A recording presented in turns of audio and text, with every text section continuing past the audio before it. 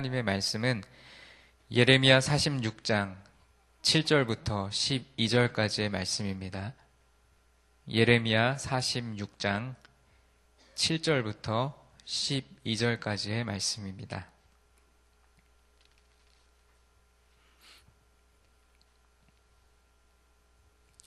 우리 다 함께 7절부터 12절까지 함께 봉독하겠습니다. 강의 물이 출렁임 같고 나일강이 불어남 같은 자가 누구냐? 애굽은 나일강이 불어남 같고 강물이 출렁임 같도다. 그가 이르되 내가 일어나 땅을 덮어 성읍들과 그 주민을 멸할 것이라. 말들아 달려라. 병거들아 정신없이 달려라. 용사여 나오라. 방패 잡은 구스 사람과 붓 사람과 활을 당기는 루딤 사람이여 나올지니라 하거니와 그날은 주 만군의 여호와께서 그의 대적에게 원수 갚는 보복이리라. 칼이 배부르게 삼키며 그들의 피를 넘치도록 마시리니 주 만군의 여호와께서 북쪽 유브라데 강가에서 희생 제물을 받으실 것이미로다. 처녀딸 애굽이여 길르앗으로 올라가서 유향을 치화라. 내가 치료를 많이 받아도 효력이 없어 낫지 못하리라. 내 수치가 나라들에 들렸고 내 부르짖음은 땅에 가득하였나니 용사가 용사에게 걸려 넘어져 둘이 함께 엎드러졌음이라. 아멘. 우리들이 일상생활에서 종종 사용하는 한자 성어 중에 인생사 세옹지마라는 표현이 있습니다. 여러분들이 잘 아시는 대로 인생의 모든 일들은 변화가 많기 때문에 어떤 것은 화가 되기도 하고 또 어느 것은 복이 되기도 할지 예측할 수 없고 또 좋은 일이 때로는 화가 될 수도 있고 또 때로는 나쁜 일이 복으로 다가올 수도 있다는 데서 유래된 표현입니다. 우리가 성경의 말씀을 역사적으로 살펴보면 애굽은 전통적으로 아주 부강하고 강력했던 나라였습니다. 우리가 계속해서 묵상하고 있는 이 예레미야 시대에도 바벨론이라는 나라가 강대국으로 떠오르기까지는 그때까지는 애굽이 가장 강력한 나라였습니다. 이 나라는 좋은 무기들을 많이 가지고 있었습니다. 그리고 많은 군대를 가지고 있었습니다. 그러나 그러한 것들이 애굽을 영원히 지켜주지는 못했습니다. 바벨론에게 무너질 때는 너무나도 허망하게 무너져 버렸습니다. 모두가 그들이 영원히 강할 줄 알았지만 무너질 때는 마치 그들은 모래성과 같았습니다. 우리가 모래성의 모습을 생각해 보면 모래성은 무너질 때만 모래성인 것이 아니라 이미 세워질 때부터 모래성인 것이죠. 아직 무너지지 않았다고 할지라도 그것은 모래성입니다. 오늘 본문과 더불어 1절부터 이어지는 이 말씀은 교만했던 애굽이 바벨론과의 사투에서 또 전투에서 패배함으로 수치를 당하게 될 것이라는 심판의 말씀입니다. 하나님께서는 유다 백성에게 바벨론과의 전쟁에서 항복하라고 말씀하십니다. 하지만 유다 사람들은 애굽을 의지하여 바벨론으로부터 민족을 구원하고자 했습니다. 이제 하나님은 이 애굽마저도 패망시키며 또 유다 사람들이 의지했던 것이 얼마나 연약하고 허망한 것인지를 보여주십니다. 누구나 그렇지만 강할 때는 교만함이 틈타기가 쉽습니다.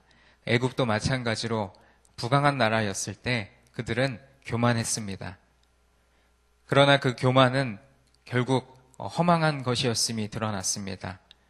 교만할 때는 그것이 행복인지 모르고 또 교만할 때는 그것 자체가 교만인지 모르는 것이 우리네 인생입니다. 그것이 얼마나 허상이고 또 그러다가 그것이 무너질 때에만 그것이 교만이었다라는 것을 깨닫게 되는 것이지요. 그들이 높다고 여긴 것이 얼마나 부질없는 것이었는지 그리고 세워졌다고 무너지지 않는 것은 아닙니다. 세워졌다면 오히려 무너질 것을 염려해야 하는 것이 우리의 인생인 것입니다. 오늘 본문 7절과 8절은 막강한 전력을 소유했던 애굽의 교만한 기세를 비유적으로 묘사하고 있습니다. 이 본문에 나오는 나일강은 1년을 주기로 수위가 오르내려서 여름이면 범람해서 그 주변 평야를 휩쓸었습니다. 예레미야는 애굽 군대를 땅을 덮으려고 달려드는 그 불어난 물에 비유했던 것입니다. 그와 같이 애굽 군대는 마치 주변 국가를 완전히 휩쓸 것 같이 막강한 전력을 자랑하고 있습니다. 애굽이 잘 나갈 때 그들의 위세는 마치 출렁이는 나일강과도 같았습니다. 그들은 세상의 모든 성을 점령하고 세상의 모든 것을 멸할 것 같았습니다. 8절에서 나일강이 불어남 같고라는 이 표현은 교만함이 계속해서 지속되고 있다라는 표현인 것입니다. 열국에 대한 예언의 말씀이 성경에 수많이 기록되어 있는데 그 말씀 가운데서 교만한 죄, 그 교만의 죄는 우상 숭배와 또 침략과 함께 계속해서 하나님으로부터 책망받았던 죄였습니다. 9절 말씀을 봅니다. 구스는 옛 애굽으로부터 남쪽으로 떨어져 있는 땅이고 또 붓은 리비아의 어떤 민족의 이름을 가리킨다라고 성경 학자들이 이야기합니다. 또 루딤은 또 아프리카의 어떤 민족을 표현한다고 봅니다. 이런 여러 지역에서 온 용병들이 애굽의 정예 부대를 이루었습니다. 이 전투는 하나님이 곧 하나님의 원수, 그들의 대적들에게 보복하시는 날이 된 것입니다.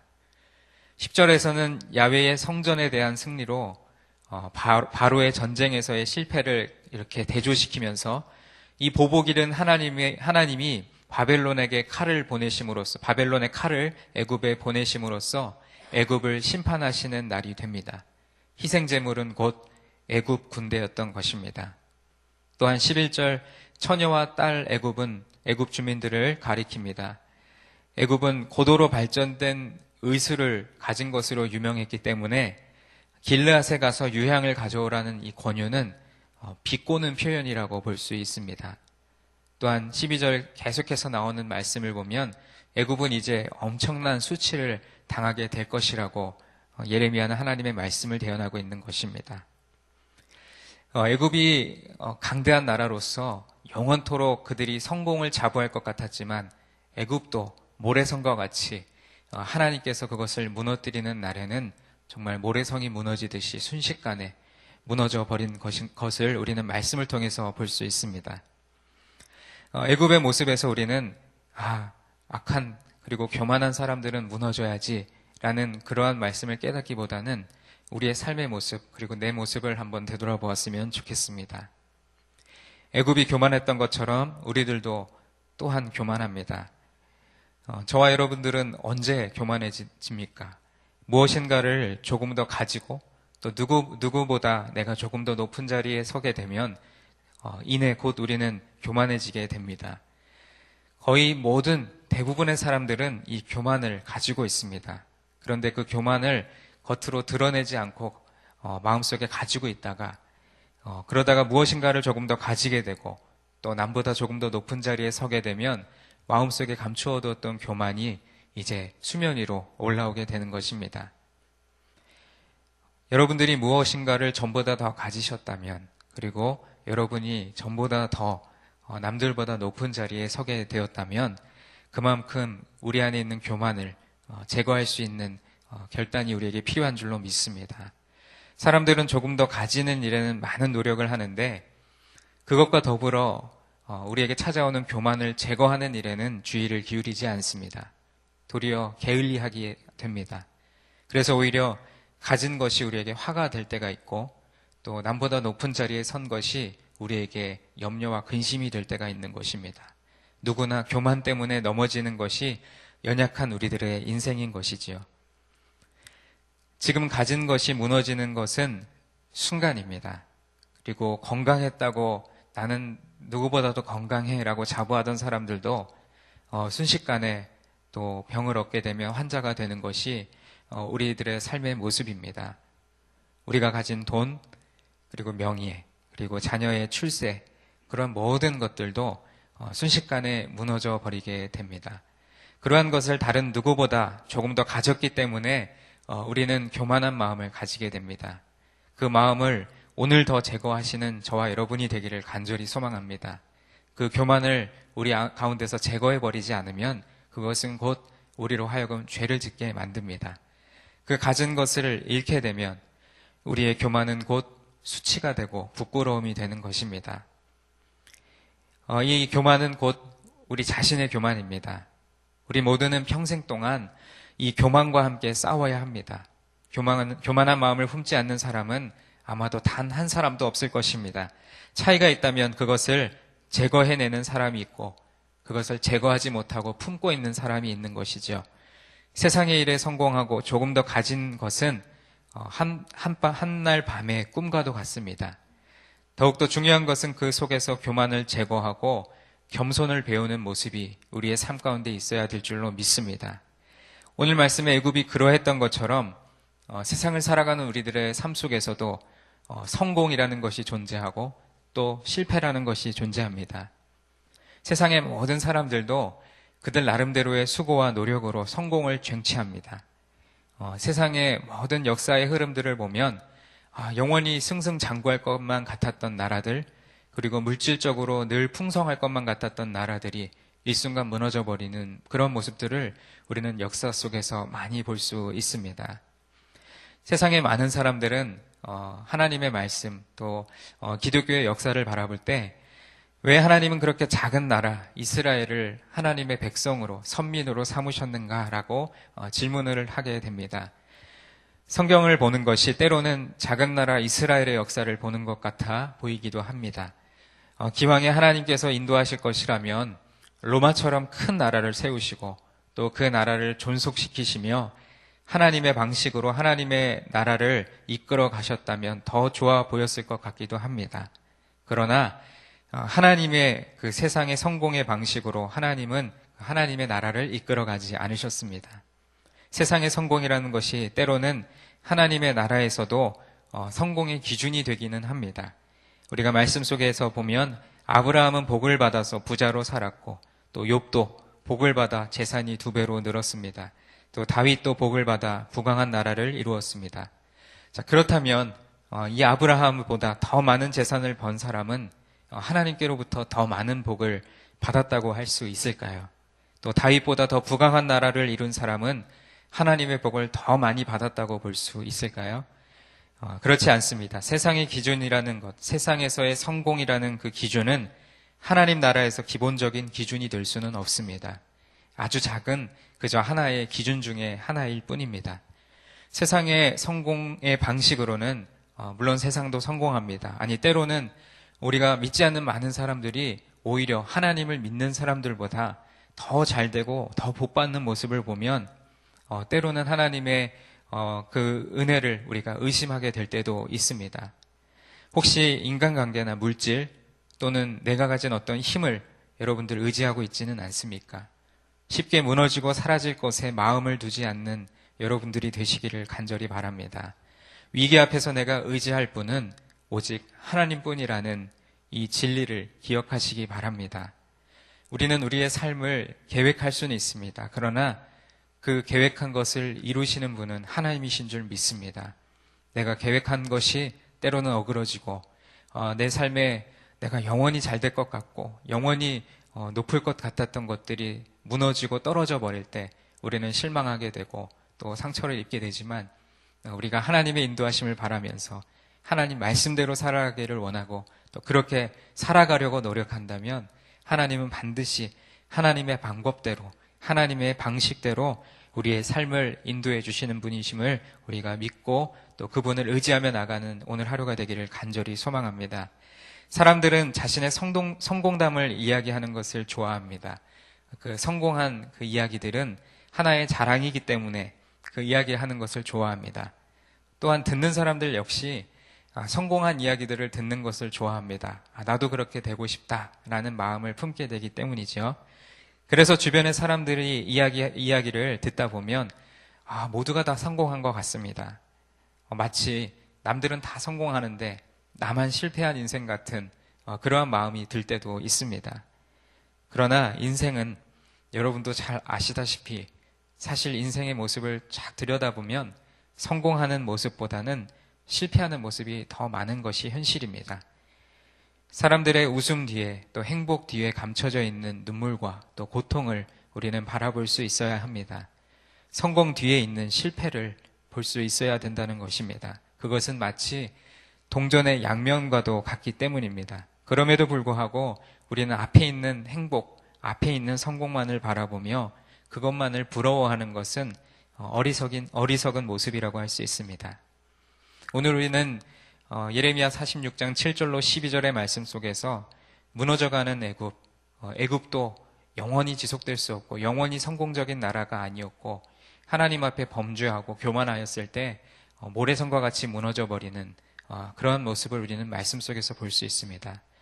우리에게 주신 이 말씀을 오늘 우리 하루의 삶의 반면교사로 삼아서 하나님 내 안에 있는 교만한 죄의 뿌리들, 쓴 뿌리들을 제거하는 오늘 하루가 되게 하여 주시옵소서. 내가 죄의 노예가 되지 않게 하시고 죄를 끊을 수 있는 담대함과 결단력을 허락해 주옵소서. 그렇게 기도하는 저와 여러분이 되기를 간절히 소망합니다.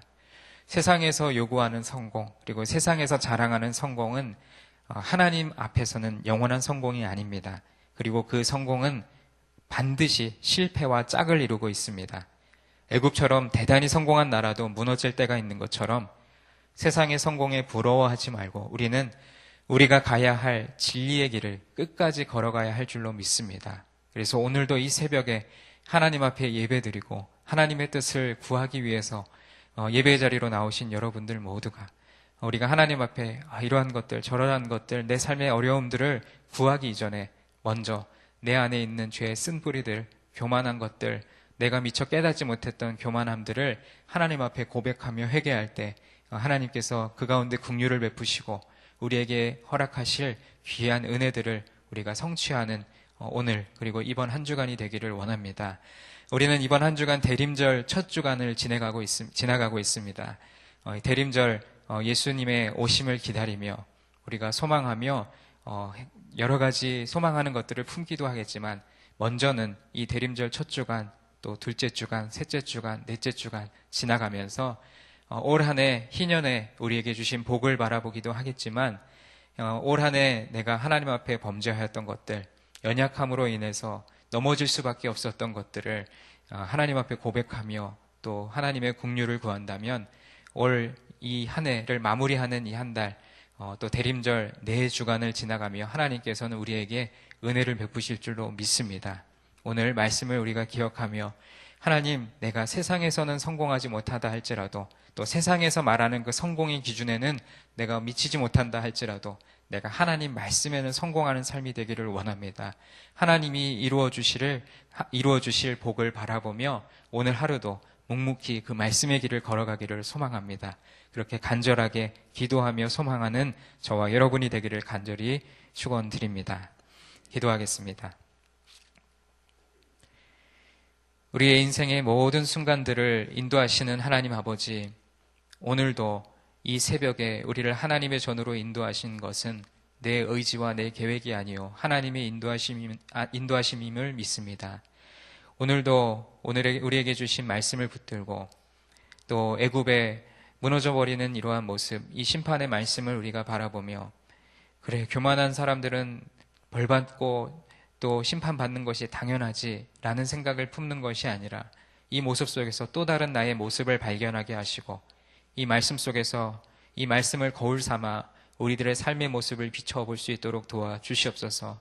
하나님, 때로는 내가 남보다 많이 가진 것, 또 내가 남보다 높은 자리에 있는 것, 내가 남보다 더 건강한 것이 나의 자랑이 되고 나의 교만이 되지는 않았는지 되돌아보게 하여 주시고 그 은혜를 허락하여 주신 것 감사하지만 또한 그때 틈타게 되는 교만함이 우리를 넘어뜨리지 못하도록 오늘 하루도 우리 안에 있는 교만함과 죄의 쓴 뿌리들을 제거하는 하루가 되게 하여 주옵소서.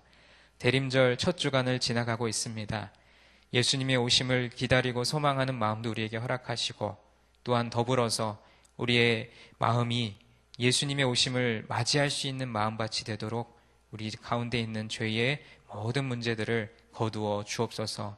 이번 한 주간 계속해서 하나님의 말씀을 묵상하고 살아가며 내가 세상에서 성공하는 것도 중요하지만 하나님의 말씀 앞에 바로 서고 하나님의 말씀대로 성공하는 삶을 살아갈 수 있도록 우리의 연약한 인생을 붙들어 주옵소서.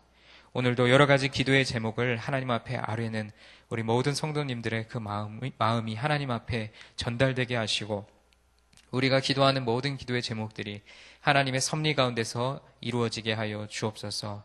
우리의 간절한 기대와 소망을 들으시는 예수 그리스도의 이름으로 기도드리옵나이다. 아멘. 오늘은 말씀삼 운동 온 세계 선교에 대한 공동 기도문을 서로 교독하며 기도하겠습니다. 성경의 중심 가르침 말씀삼 운동 온 세계 선교의 비전은 주님이 말씀삼 공동체 성락 성결교회에 주신 명령임을 믿습니다. 이 소명을 사명으로 받아 순명하여 이루도록 우리를 이끌어 주옵소서.